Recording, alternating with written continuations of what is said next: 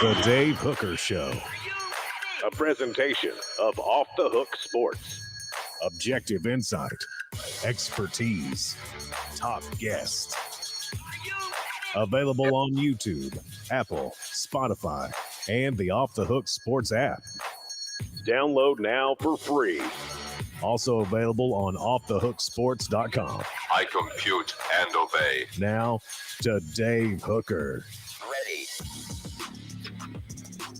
Here we go. Already a ton of people on board, and we greatly appreciate that. Go ahead and hit the like button if you don't mind. Thumbs up will bring more people into the program because I want to be very listener-oriented today because something has rubbed me the wrong way, and I very well could be like the old fuddy-duddy, but I'm going to allow Caleb to tell me if that's the case, and all of the listeners and viewers on our message board. So thanks for being ready, up and at 'em, loaded. It's a Ron Slay Wednesday.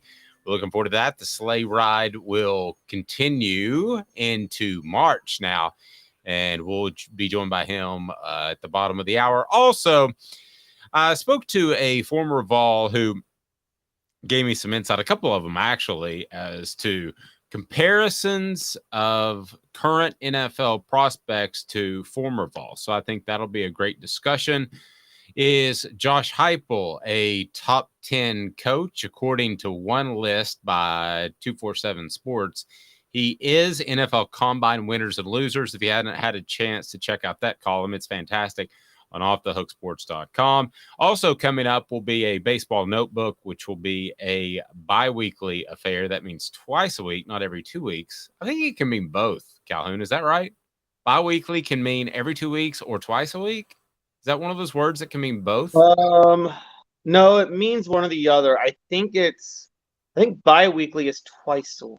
I don't know. Yeah, because your bi-weekly pay is every 2 weeks, right? Yes, yeah.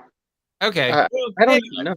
We're going to have 2 notebooks a week on Tennessee baseball, so go to offthehooksports.com to check that out. Caleb in his final day in the Big NYC, scouting out where Tennessee can take pictures of future NFL prospects like they did with Cedric Tillman and Hendon Hooker, and that's what he's doing. Have you found a great place yet? I'm thinking the Jerry Seinfeld Cafe. No, well, the Jerry Seinfeld Cafe, a lot of people don't know, it was in LA because it was filmed in LA.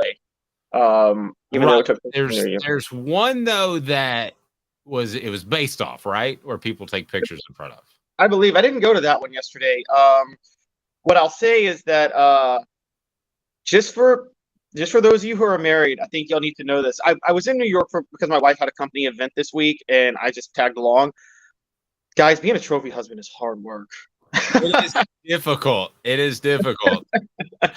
I was with her last night with all of her coworkers, and she just wanted to show off her hot husband, and it's difficult. Hey man, you walk the path and you walk it well. John says second to smash the button, so go ahead and smash the like button right now. Travis says good morning. Raleigh says random question. We'll get to that. And Travis says $5 spring game. Smoky Mountain Red says good morning. John says Nick Saban. Can you remind me that we need to get to that? Because Nick Saban is crying. We touched on it a little bit yesterday, and Travis calls for a rim shot. Don't know why. But we got it. So, Caleb, Tennessee plays in the SEC tournament tomorrow, Travis. You're going to hear a lot more of those. Just wait a day. Ouch. Where are they playing again? What venue? What arena? Oh, I actually don't remember. Because I remember they play in the Georgia Dome, and it was so weird how they would kind of split it off, and you only used half the Georgia Dome, and so many of the seats were horrible for the poor fans. I hated it. But the biggest thing for shooters, it was always so difficult, I thought, for especially Bruce Pearl's teams at times, because they were outside shooting teams. And there you have a basket that's just hanging out in the middle of nowhere. It's just goofy when you're in that type of arena, that type of venue. It was awful. So hopefully they've gotten away from that. So a lot to get to. I want to go ahead, and I have a tendency to overreact.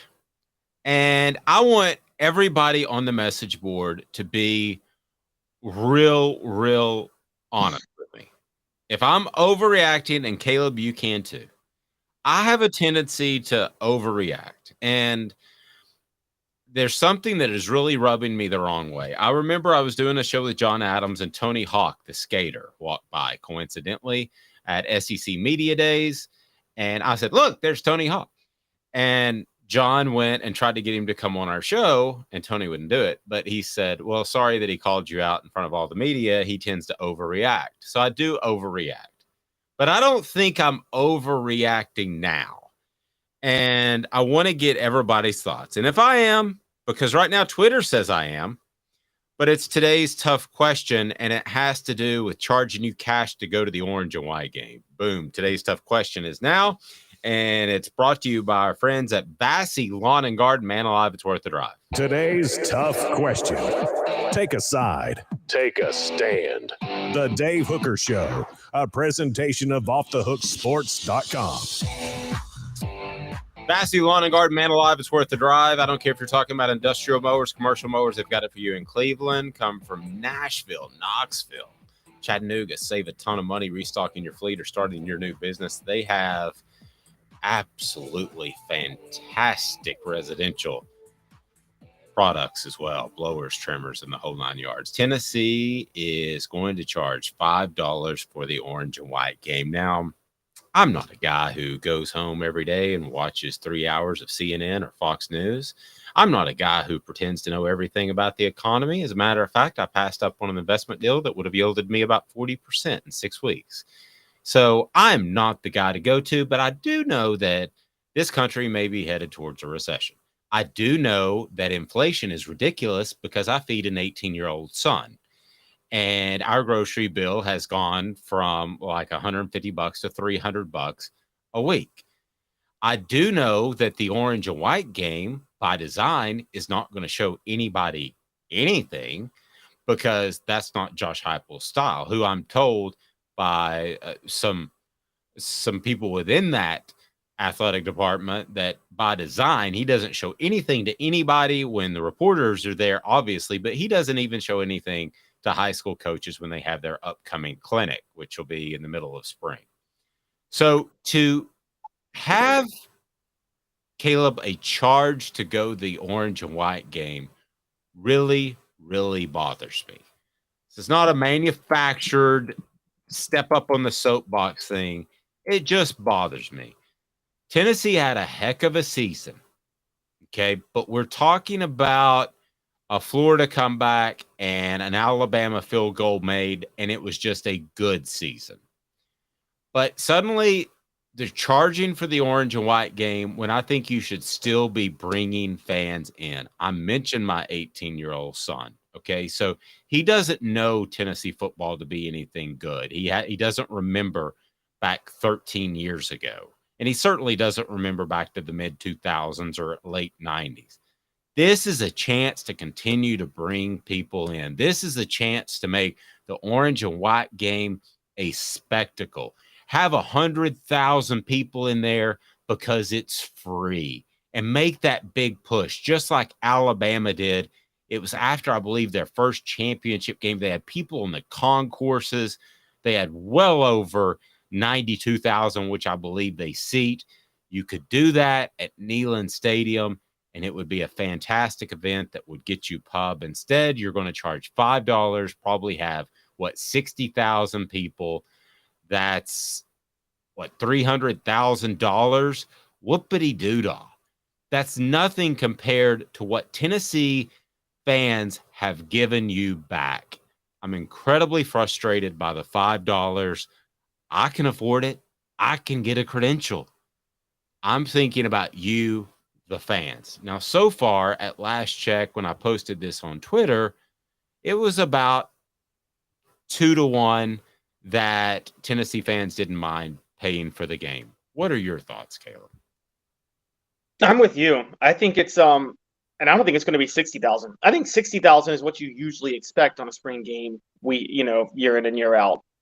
How many of those 60,000 are not going to pay the $5? I think a lot. I think it's a I think it's a blatant middle finger to fans because I'm with you. It's not going to give you that much more money. You're talking about a couple $100,000. That's chump change. You can just call a booster and say, "Could you write me $200,000 a check for that?" And they'll do it in a heartbeat.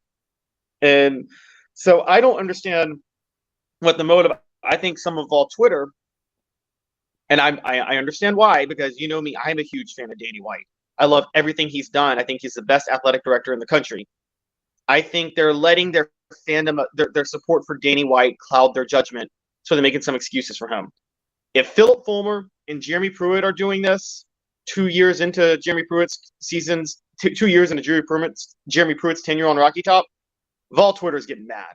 They're getting mad. If Dave Hart and Butch Jones are doing this in 2016, Vol Twitter's getting mad. But I Danny agree. White And right now, Caleb, it's 70% to 30%. Yes, take my money. Yes, take my money. And listen, I think Josh Heupel and this program will get to that point where it's yes, take my money. But this is too early.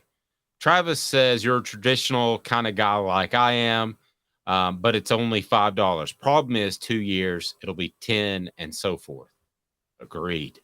And you're not even seeing a real game. Smoky Mountain Red said maybe they should charge adults and not kids.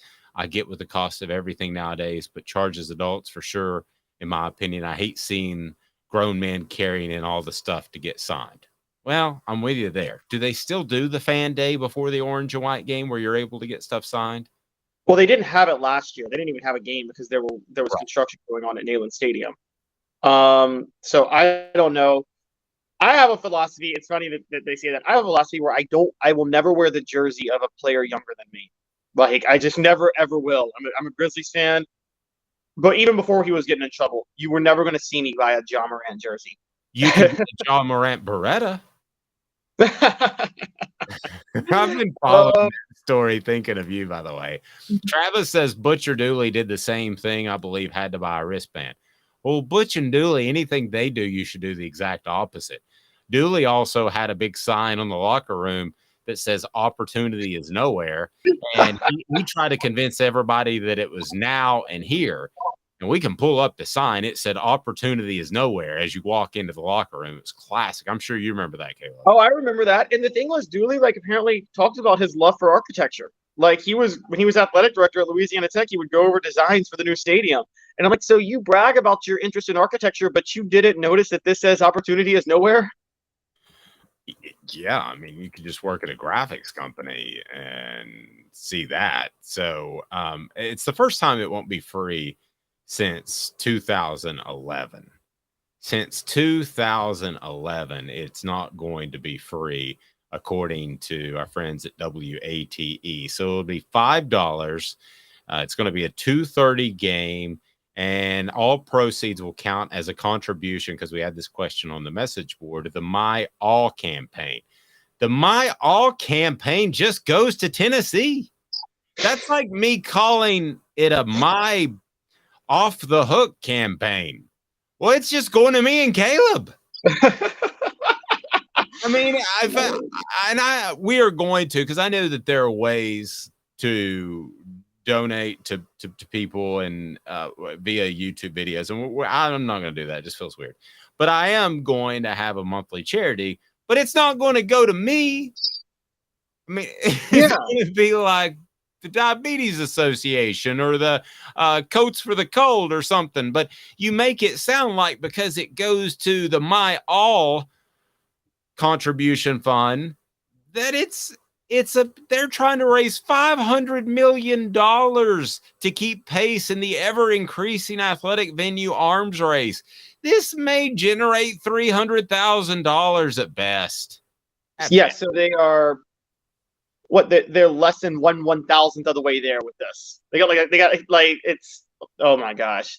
This kind of reminds me, I'll tell you something you weren't covering at the time, but the athletic department did about 3 years ago. Fulmer and Jeremy Pruitt, out of the blue, decided to nix the Big Orange Caravan in the summer. Just decided to nix it. I remember that. You remember that? Okay, and and their selling point was like, it's going to be a fan-centric event. We're going to send Smokey and the cheerleaders, and they're going to be able to take pictures with the fans. I'm like, fans want to talk to you guys. They don't want to talk to Smokey and the cheerleaders. That's nice, but they want to talk to you guys. Yeah, and boosters don't want to play golf with Smokey. Yeah, exactly. They don't. They don't. They want to play golf with the coach.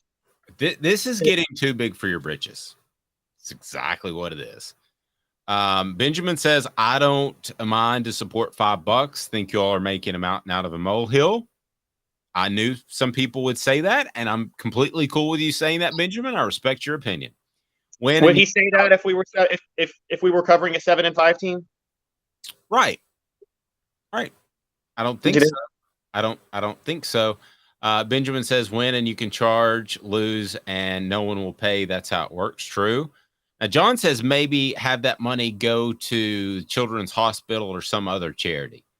Or Raleigh says go towards NIL donations. Well, they ain't hurting. Or split between the players. Yeah, I don't think you could even do that. I don't think you can get money in directly. You know, Smoky Mountain Red says go fund me. Yeah, and Smokey actually said they want to talk to me, but I'm terrible at golf. But the bottom line is just why. It could be such a positive thing that we're talking about this morning. And Benjamin, I way back in on this, okay? Because you're the one who seems to have the biggest problem with it. I can roll with that, but way back in on this. If we were talking about how this was going to the Children's Hospital or this was not a charge and it was all kids get a free concession drink or something, celebrate last year's near championship or near college football playoff run, whatever you want to call it, all of those things. We appreciate you fans for raising more money than you've raised in a millennium. Why not do that? Why not have that be the conversation? In the end, it's going to result in more money because here's what those associate ADs that are running around Tennessee, some of which have real jobs, some of which don't, but a big part of what they do is reaching out to donors. So if you had 100,000 people in the stands because it was free and it was covered by ESPN, it's, oh my gosh, Tennessee is definitely back. In case you didn't know, they had 100,000 people for the spring game. That's going to lead to more donations. I just think it's short-sighted and silly. No, I think you have a really good point. Also, the raising $500 million, the SEC TV deal with ESPN kicks in a year. Like, there's a lot of money that's about to start going to the schools. That I don't think I think we're short selling just how much money Tennessee's about to get on its own anyway. This would be like when I worked for the Knoxville News Sentinel and they were going to charge me for reporters' notebooks or pens. I mean, that would just be silly. I'm trying to think. That would be ridiculous. I'm trying to think of other examples. You work in corporate world aside from this as well. I mean, this would be like, I'm trying to think of a good example, but it just doesn't make any sense to me. Daniel says, I agree with Dave on the fact that it opens a can of worms. $5 next, $10 next, 20 for 30. Call Josh, get him on the show. I'll ask him. We'll call Josh Heupel. Or maybe you mean Josh Ward, who will join us tomorrow. I don't know. But nevertheless, it really frustrates me. I think that Tennessee should be super excited. And this is one of the things that I find scary when you start to wander away a little bit too much from tradition. And Danny White is not a Vol through and through. Josh Heupel is not a Vol through and through. But Tennessee is used to Vols through and through, and Philip Fulmer and Johnny Majors and back on through the years. But when you start to think, hey, we got this figured out, you start to charge for orange and white games, I don't think that's a good sign. I don't think that's a good sign whatsoever. And I think you need to be really careful about your base because, again, I said this before. A lot of those people that are going to be asked to write donor tickets, I mentioned my son that he's 18. He's not going to be writing donor tickets anytime soon, or donor checks, excuse me. But at some point they are. And a lot of those people may not have had good memories about Tennessee for years, may not have good memories from last year because they weren't able to afford the tickets, or they didn't have the wherewithal to know that Tennessee was going to have a special season, and who did. This is just an opportunity to put a cherry on the sundae. It just befuddling to me. Befuddling to me, Caleb. I agree. The only thing I would push back is not being involved, guys, through and through. If you look at Tennessee football's history, with the only exception being Johnny Majors, who really did bring Tennessee into the modern era. Fulmer didn't. Fulmer rode the wave of the modern era. He didn't really bring Tennessee into a new era. So with the only exception of Johnny Majors, the coaches that have really brought Tennessee to a different era were all non-Vols. Robert Nalen, Doug Dickey were the two major ones that did that. And I didn't clarify the point. My point is, if things were to ever go slightly south, you don't have that built-in safety net. I feel like with Majors and Fulmer, if things, and they did for both coaches, and they probably held on to both coaches a little bit too long. But Danny White and Josh Heupel, if things go a little bit south, and they always could, I don't think they will, this is the type of thing that hangs the safety net. Yeah, no, you're right. That is true. I fully agree with you on that. The safety net of equity. Maybe we've come up with a new term. I don't know that's worth a rim shot, but it just frustrates me. John saying there would be a point where only 1,000 people might want to pay for $20 tickets to the spring game. Vols time saying Nick Saban wanting a rule change because he can't handle high tempo offenses. I want to get to Saban whining as well. Travis says I quit going to Titans game because I was told the reason concessions went up 40% was because they were supposed to be good that year. Remember this too. They're making most of the money on concessions and parking. Oh yeah. I mean, it's not like they're losing money if they don't charge for a ticket. Well, for history lessons, for history buffs here for Tennessee, after they won the East in 2007, 2008 was the first year where Mike Hamilton decided to charge students to go to games. Student tickets used to be free. Well, we know what happened in 2008. So the year they decided to charge students, they go 5-7, Fulmer's fired, and then enter a decade of darkness.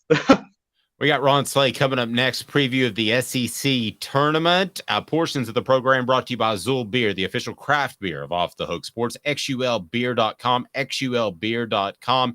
They have parking downtown. You don't get that ever, but they have it in downtown Knoxville and worldwide award-winning craft beer. I did it. It's like 10 times in a row that I've said all those W's without messing it up. The beer is fantastic. Great selection. 2 minutes. Ron Slay's Caleb. I'm Dave, Off the Hook Sports. Our family has been creating jewelry since 1986, each piece unique with a story all its own. I'm Rick Terry with Rick Terry Jewelry Designs. I'm a jeweler, and I want to be your jeweler.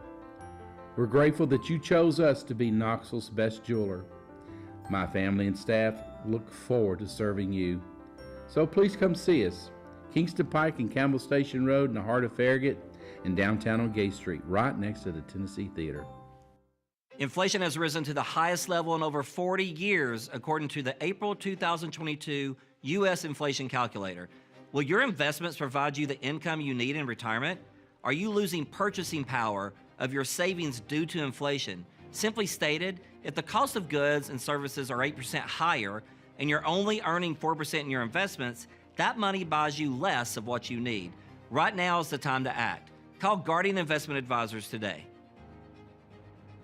Hey folks, Gary Viles here. I want to personally invite you to North Knoxville's newest sports bar and restaurant. It's Big Orange Phillies, located in Black Oak Center. And yes folks, it's happening in Halls. Big Orange Phillies offers family-friendly environment with homemade meals and the best deli-style subs around. Billiards, darts, jukebox, shuffleboard, and cornhole, and a full bar. We also offer valet parking on weekends and during special events. We even have a covered back patio. It's happening at Big Orange Phillies. We want, we need, and we appreciate your business. Hi, Mike Davis here with City Heating and Air, reminding you to always dare to compare. Our team provides quality local heating and air service, installation, and maintenance across East Tennessee. We use only the best equipment like American Standard heating and air conditioning for your residential, new construction, or commercial needs. Honesty, dependability, and customer satisfaction have been the cornerstones of our business since 1961. City Heat and Air. Dare to compare.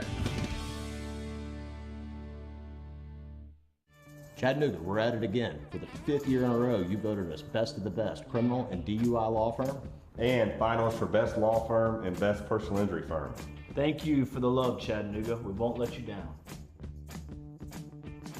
Do you want to own the more that owns every job? Then get to Vassey Lawn and Garden in Cleveland and get you a Toro. I'm David Vassey, here to talk to you about Toro.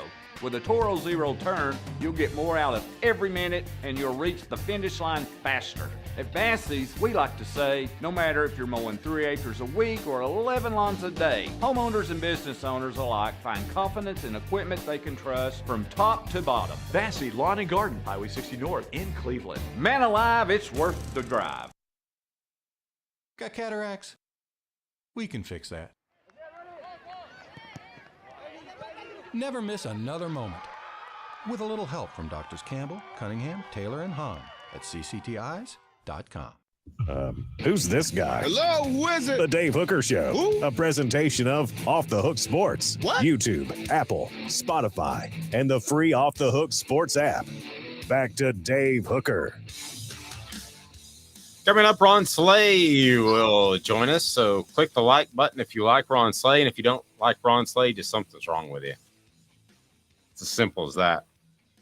Today's tough question. You can get on board Twitter and answer that at the Dave Hooker or at OTH Sports Media and give us your vote. As right now, do you mind paying for the spring game? About 70% are cool with it. So maybe I'm just some goofball barking in the wind, spitting into the wind, whatever the John Croce song was, and tugging on Superman's cape. And also, we would love for you to download the app.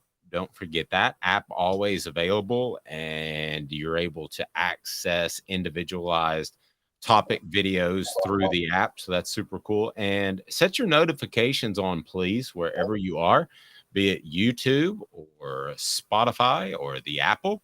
All of that, we're there. So we would love for you to get the notifications because we've got new stuff going up all the time, aside from the show, which airs each and every weekday at 10 o'clock Eastern. So Ron Slay will join us here momentarily. The other thing that I would like to see them bring back that I think should be free would be the Midnight March Madness thingy. Do you remember? I always hated that. It was lame. It was lame. Why? Boring. Never went. It's funny. Maryland started that, and I never really liked it. It's a glorified scrimmage. Well, of course it is, but they had like a slam dunk. I went with Tony Harris's rookie year, and it was fantastic. Okay, that era, Dave, was a stack of athletes at Tennessee. Like the 99 to 03 era, like when you had like one of the guys we're mentioning, Ron Slay, but you had who made the greatest half court pass of all time for John Higgins to hit that half court shot. Remember? And was that Georgia Tech? Georgia Tech, yeah. Ron Slay should have become quarterback at Tennessee after that. You had Vincent Yarbrough. We talked about being a ridiculous athlete. Marcus Hayslip could jump out of a gym. I'm just saying there were some athletes during that time. Marcus Hayslip could supposedly bench 400 pounds too, and I just went ahead and told UT Sports Information Department at the time that I would have to see that before I ever wrote that. Because I just don't believe that he with 6'10" arms or 6'8". Travis. Yeah, that's rough. I mean, that's a lot of weight to get up. Yeah. What was didn't Sean Bryson have the record at Tennessee, the bench record? Wasn't he the one who wasn't he the strongest guy on the team by far during that time? Well, they're broken up. They were broken up by position, so he wouldn't have the overall record, but he might have the running backs record. I could see that. Wouldn't surprise me. And now they don't even do 1-rep maxes anymore. I've asked Cooper and Jacob about things like that, and they look at me like I'm stupid. One of the things as we wait for Ron that I want to get into is Josh Heupel was named one of the top 10 coaches in the nation. Is that too early, or well, you got Ron here, so let's go ahead and get Ron. We'll get his thoughts as he's excited and fired up. I can see him moving around in the background. Ron Slay, how are you, sir? What's up, fellas? How y'all doing? This is the busiest man in all of college basketball, so we appreciate the time. Let me get you on like an off Off basketball topic for just a second. I like it. So you've got a family. I've got a family. Maybe we want to take our family to the orange and white game. Maybe other families aren't doing as well as Ron Slay, and they've got to pay $5 a head, and they got a bunch of kids. What do you make a Tennessee charging for the orange and white game? That kind of rubbed me the wrong way, to be honest with you. Are they charging for the orange and white game? $5 for the first time since 2011. Am I just a cheap old fuddy-duddy here, Ron, or is that? It can rub you the wrong way. Dang. Yeah, that's a tough one, man. Orange and white game, yeah, that's supposed to be a freebie. That's supposed to be a freebie. Yeah, because if I can't make it to a regular season, like I'm gonna be sure to try to get to that orange and white game and get to see the guys up close. But I will say this: it's a lot of renovations supposed to be taking place. like we like our sports, man. You like the venues, the coaches like them too, the players like them too. Recruiting, like you got a baseball stadium, you got to get done. A little bit of extra put on to Neyland, some things to be. Hey, so it's the part. It's a part of it. It's there you go. There you go. Yeah, but yeah, dang. That's tough. If I'm going to be the hater here, and I'm going to be, because I'm with you guys, charging is ridiculous. If you're charging, limiting access to football fans to pay for the baseball stadium, sorry, no disrespect to the baseball team, guys, but I'm just like, I think it's more important to let fans enjoy the football team. I feel that. I just think man, you got to give some real live access. Fellas, we got to stay a little longer. We got to sign a couple extra autographs. We got to take them some extra pictures. Don't everybody just run into the locker room after thank the fans for coming. I think that's part of it too. So if you're gonna pay $5, you got to give them a little bit of an all access feel to it. That's fair. Okay, I like that. I'm cool with that. Ron, maybe they could charge the $5 bill. Ron, maybe get free popcorn. Maybe take the popcorn out. Something can happen. Right. As you pay $8 for a Coke. Ron, this SEC basketball tournament, you've been very open and honest about it. There were times where you guys weren't focused on that as much as the NCAA tournament. And that's human nature, man. That's not kids being kids. I'm 29 years old, and I would look at it the same way. But I wonder how this team will look at it, because I could make two arguments. On one side, you want to play more without Zakai Ziegler to work out that chemistry. On the other side, you want to be as fresh as humanly possible because your bench got a little shorter. What do you think? Yeah, I look at it too as with this team coming in this year, I think they got a little bit more because they are defending champs. Now, pretty much everybody came back from that SEC tournament championship. So, like, it's a little bit extra motivation when you're defending something. You know, you got something to hang your hat on. Like, as bad as it was of a season last year to get bounced from the NCAA tournament, you could look back and be like, man, well, this team won the SEC tournament. You know, that was a pretty good championship right there. So if you could hang your hat on that, I think you erase a lot of the season woes, the ups and downs, you know, at least just compete in it. So I look at it from that perspective with this group. I think it's a little bit different. I think that was the problem, man. We hadn't won in so long since Bert Bertelkamp and them. The luster of the SEC tournament wasn't really there, you know. And then you wasn't playing. You rarely were playing for your NCAA berth going into the SEC tournament thinking, man, I got to win a game. You never really walked into it like that. So it really wasn't a lot hanging in the balance for you.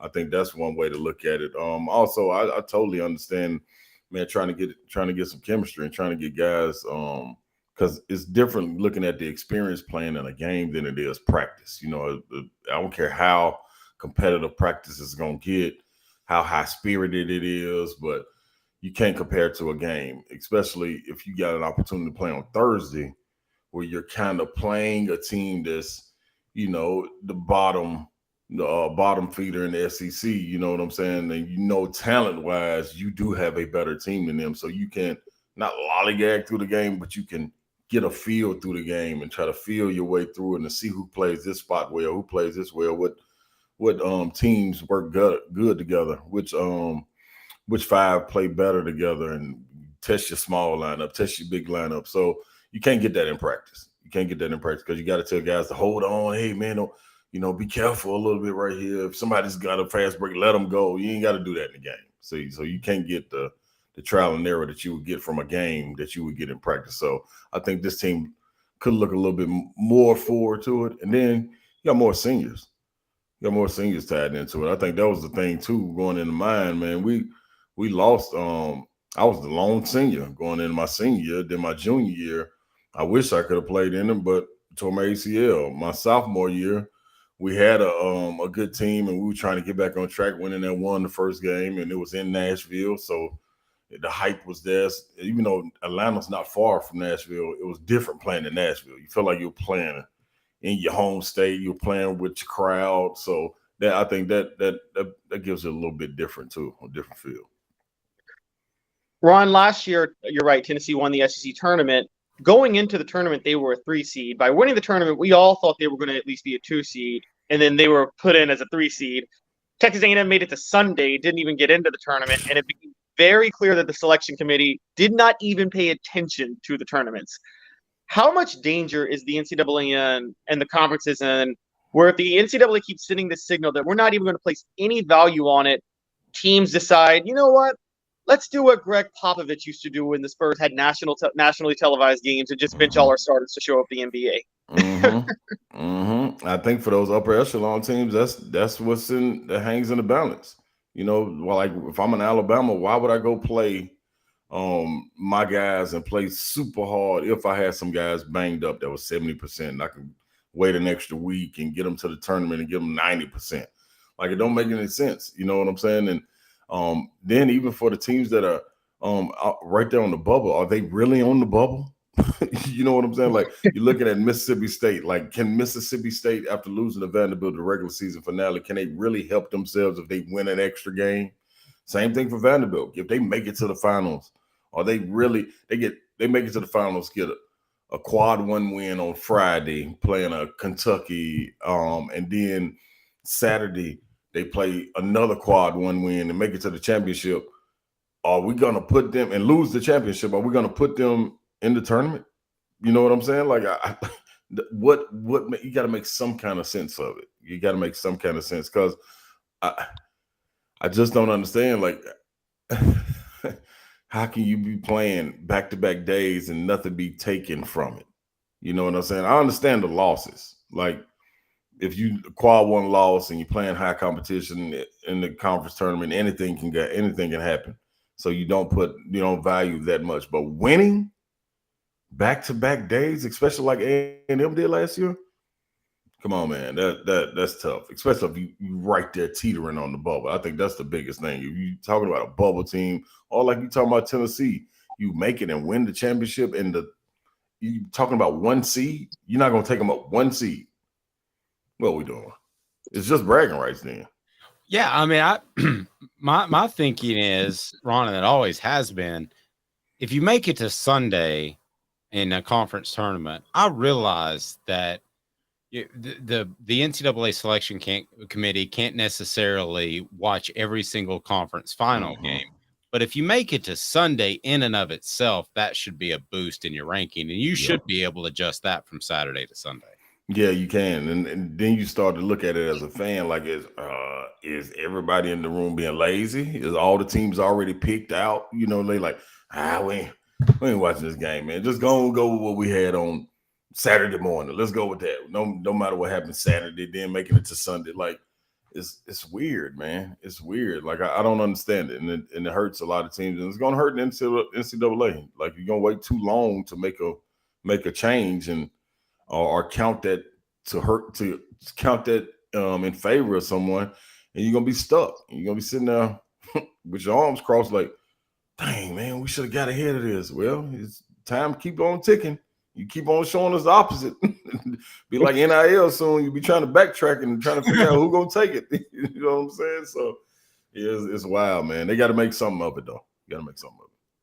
Ron, what do you make of it from the other side? I think of like those smaller conferences where they play a whole season. You put in the work, you have a great year, and then because there's these automatic bids from the conference tournament, and the NCAA is only going to take one team from this tournament, from this conference, they slip up on a Saturday and they're not going to the tournament.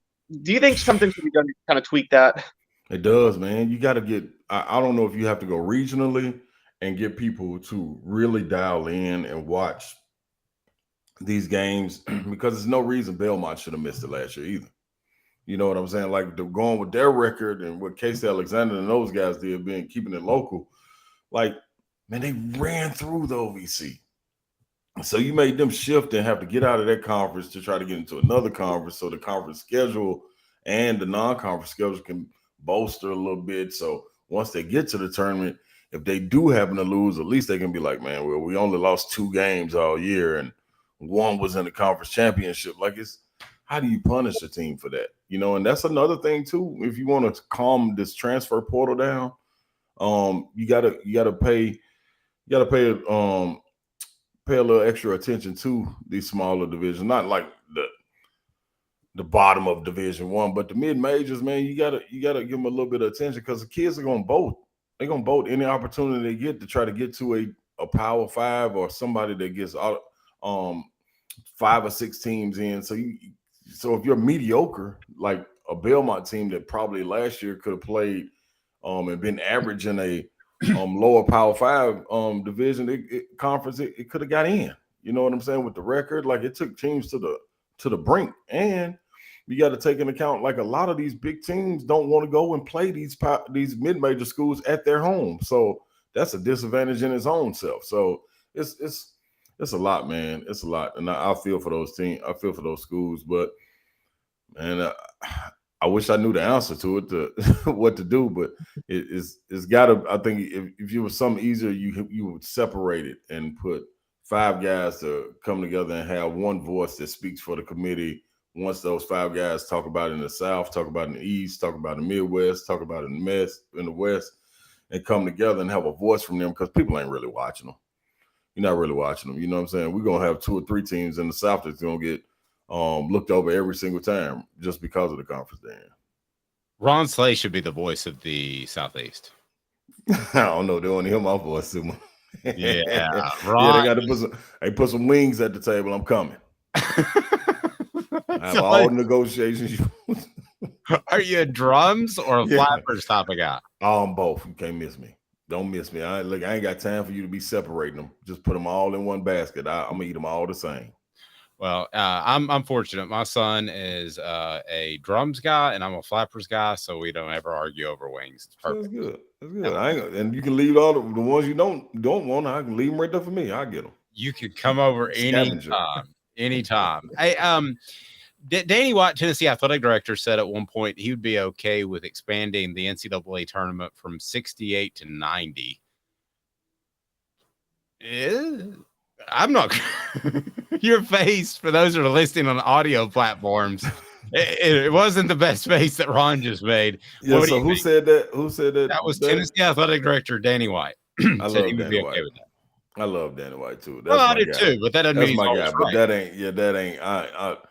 I don't need 68 to 90. Then we get like,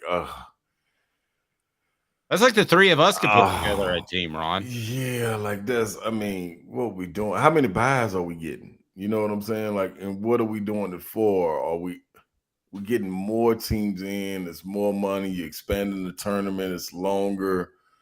I understand it from the basketball perspective of college sports because you generate more money, and there's nothing that can compare to football. Yeah. So football, you week in and week out, you're going to have juggernauts playing and you're going to make a whole lot of money. You got to wait all the way to March Madness and conference tournaments. Really not even conference tournaments until semifinals and finals, if you're talking about not outside the Power 5. But I can see the draw, but maybe that's tough, man. Instead of extending that, I would much rather see make a consolation you can make a consolation qualifying game, if you will. So like when the mid majors lose their conference championship, the team that lost, they get an opportunity to go play another conference loser in the mid major. The winner of that, they can make it to play in a bye game, but it ain't. You know what I'm saying? You got to do something else. I can't expand March Madness to 90. That's a lot. Sheesh. Okay, what about this? Because Ron, next week you'll hear me go on I'm saving it for next week on how March Madness. I can't stand it, but I'm saving it for next week. It's my Skip Bayless take. It's where Skip Bayless and I fully agree. But before that, I would say, what if they did go to 80, but every conference, including the mid-majors, you have to have 2 teams from every conference. The conference tournament champion and the conference regular season champion are all automatic qualifiers. And if it's the same team in a conference, then the second team in that conference gets an automatic bid. Now, I'm not opposed to that. I do think it should be more love given to regular season champions, because all it takes in a conference championship is a team to get hot. And like, that's not indicative of whatever the journey of the team was that won the regular season. So I kind of feel like you get taken advantage of a little bit in that one. That ain't cool. So I'm with that. I like that. I don't know why. But if that's the case, though, why would the regular season champion have to play in the conference championship? I mean, in the conference tournament. That's the only thing. If you were going to award those guys, maybe if you win. Maybe, if you go to 80, you might be playing for like a first round bye, not having to play in a play-in game. They'll value some seeding at that point. So okay. I like that much better. I like that much better than going to 90. Anything but 90. I'm completely cool with it. Like the way it's been. I don't even like the play-in games, because it's the NCAA tournament to me is nice and clean and cut. I know when the games are coming on, like the NFL. It's not, you have to check week to week in college to see when your team's playing. All this. I love March Madness. I don't know what Caleb's thinking, but I guess we'll talk about that next week. March Madness too. Oh man, I can't wait to talk about that, Caleb. We gotta have this. This is like the greatest time of the year. Yeah, no, it's incredible. Did you know on the Wednesday before the NCAA tournament, more men have vasectomies on that day than any other day, because you're just supposed to sit around. I swear, because you're supposed to sit around for 3 or 4 days and not do anything. I'm not joking. That is a true fact. You can look that up. That sounds true. It is true. I know it. Zach England of Best and Brock, who brings you Ron Slay, he underwent that very procedure the Wednesday before the NCAA tournament. Hey, anyway, a man can get an advantage and an excuse to sit on the couch and watch TV. I'm not even arguing that. I would try it. I'm getting ready to have like my 8th vasectomy. Ron's appearance. Running back. Let me get a running back. Give me one more. Ron's appearance brought to you by Zach England of Best of Brock. Zach's got your back. We love Zach England. He can go toe to toe with those personal injury attorneys. Zach England of Best of Brock. Okay, so just real quick, we haven't talked much about the Vols. Would they rather play Ole Miss, South Carolina? And what are a couple of things outside of the wins and losses that you would like to see Tennessee accomplish this weekend in Nashville? Yeah, I think they would match up better against South Carolina. You know them, you know what I'm saying? And the Ole Miss, they're a little tricky at the guard spot. It's kind of the matchups aren't the same, but South Carolina, I like to see them match up with them better. But outside of that, going into the tournament, what I like to see, just somebody get some chemistry. And when I say chemistry, meaning that extra spark coming off the bench, because you got to have guys fill in for Sakai. The energy that he brings, you're not going to be able to match it, but the sparks that he brings, the savvy plays, the charges that you pick up, the disturbance of bringing the ball up the court for the opponents, you got to be able to get into your sets and still have an opportunity that Zakai figured out when to take his opportunity as far as pushing the ball in that transition set and being able to hurry up and get a layup. Can you account for those things? Who's a guy that can get into the lane like that, make the defense contract if you can just do it on penetration. If you're not getting the inside presence of the bigs on the post-ups and not getting the double teams, Zakai was always a guy that can penetrate and get it on the inside and make everybody suck in,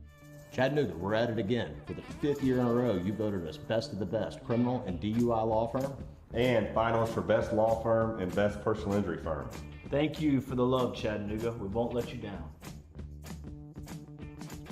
Our family has been creating jewelry since 1986, each piece unique with a story all its own. I'm Rick Terry with Rick Terry Jewelry Designs. I'm a jeweler, and I want to be your jeweler.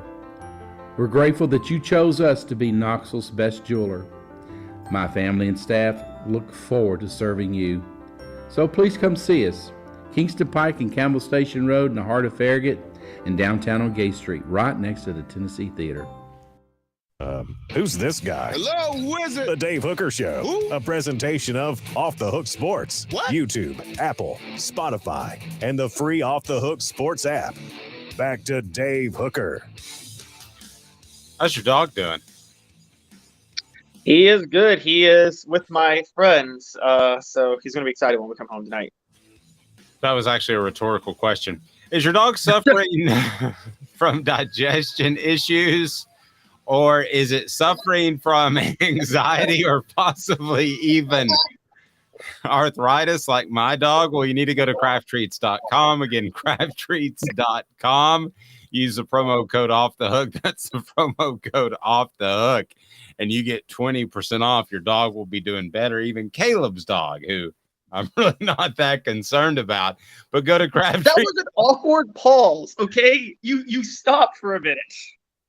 Yeah, it's to bring people in, not get information about your dog. Crafttreats.com. Again, crafttreats.com. Use the promo code Off the Hook.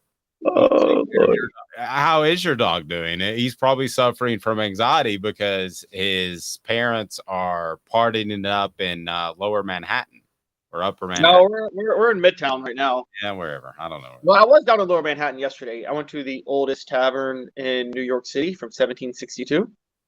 And oh, really? Yep, and went by Federal Hall. And for those who don't know, Federal Hall is where John Peter Zinger won the landmark case in the 1730s that allowed him to write critical things about the governor of New York, basically the precursor to the First Amendment. So thanks to him, Dave and I get to talk trash about Danny White and Josh Heupel without being sued. Yes, and we get to say Peter Zinger. Yeah. Which in and of itself is definitely a win. So Josh Heupel has been named to a list on 247. I guess the list season has already begun, and he has been listed as a top 10 football coach in the nation. Now, there's no real parameters put around this list that I can tell, other than that they're just ranking the coaches. It's not based off age, which I would certainly take into account when we move forward and we start talking about other coaches that I want to delve into. But just when I first throw that at you, or as you first threw it at me, Heupel, who's rated number 10, is he a top 10 coach in the nation? What is your first response to that? My first response is, I think right now, yes. Believe it or not, yes, I do. And I was looking at his list, and I was trying to figure out who would be ahead of him. He doesn't have a top 10 resume in the nation. He doesn't. We can agree on that. But are there more than 10 coaches I would take over Josh Heupel if I were starting a football program tomorrow? No. Okay. Well, let's get into it now. It's Four Downs, brought to you by AndyMasonRealEstate.com, saving you thousands. AndyMasonRealEstate.com. Four Downs. 4 questions. 4 answers. The Dave Hooker Show. Four Downs. A presentation of OffTheHookSports.com.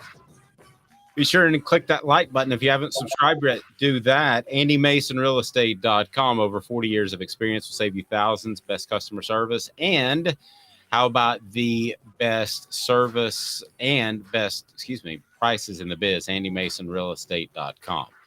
All right, so 4 questions about Josh Heupel and where he should rank among the top 10 coaches. Well, it's no great surprise that Kirby Smart and Nick Saban are ahead of him. I think you would expect that. Kirby Smart is number 1 in the nation, followed by Nick Saban, who's number 2. Do you have any sort of argument with that whatsoever after what Kirby Smart has done over the past couple of years in particular?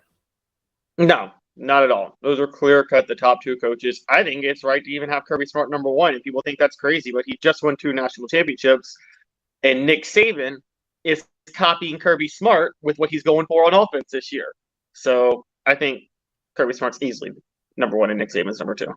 I agree. And I thought Nick Saban, his defense underwhelmed a little bit last year as well. So I think there's that factor, and Kirby Smart's defense lost a lot and came back even better. So I will say that I think Kirby Smart is a notch above, and then it's a step down to Nick Saban. I know it sounds crazy to say that, but now if you want to go off resume, obviously we're having a totally different conversation. So that's first down.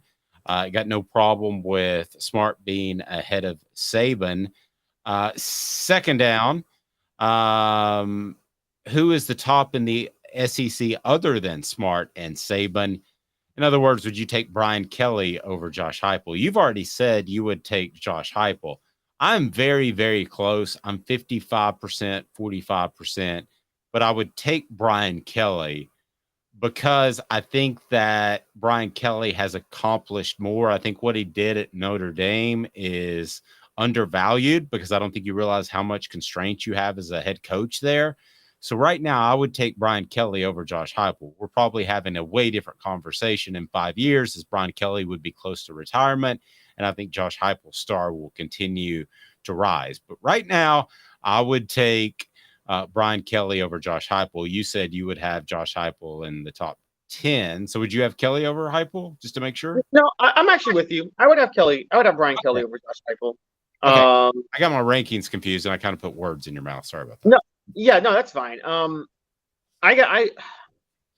Brian Kelly. Not only would I take Brian Kelly over Josh Heupel, I think there's a possibility that Heupel's a better coach. I do.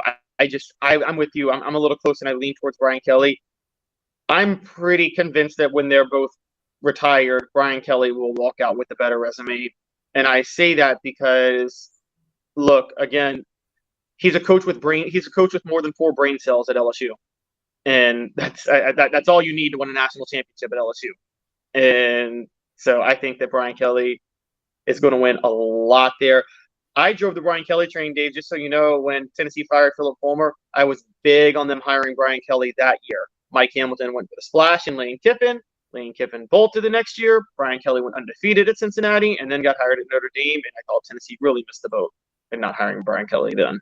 You've mentioned that before, and I've thought about it. I still would have taken Lane Kiffin over Brian Kelly, but I didn't know that Lane Kiffin was going to leave after a year, obviously. And I didn't know, and I don't think Mike Hamilton knew that he was going to run afoul of the NCAA because he had been an NFL coach. So I didn't think that those two things you were proven right in retrospect. At the time, though, because I hate it when people say, "Oh, as I look back, hindsight 2020, and I would have done this."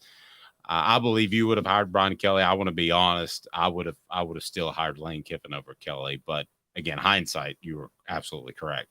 Third down. Will Heupel ever be considered the top coach in the SEC? Now, we're assuming that he stays at Tennessee, let's say until 2030. Everything's going well.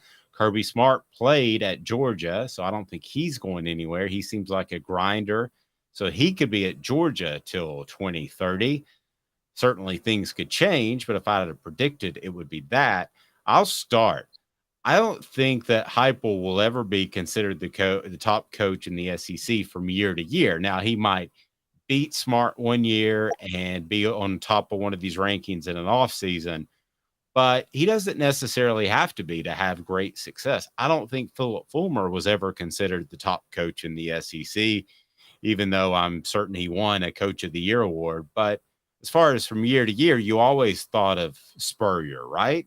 And I don't know that really changed. And then you thought of Urban Meyer. You thought of other guys. You even thought of Mark Richt for a little while. Remember the early years of Georgia? You did. You absolutely did. So do you think Heupel will ever be considered the top coach in the SEC on a year-to-year basis? Well, like Smart No. is, Saban was. No, because Smart's going to be there as long as he's at Tennessee. And again, Brian Kelly may be at LSU for his prime years at Tennessee. And like I just said, LSU, Brian Kelly, like, I don't know how.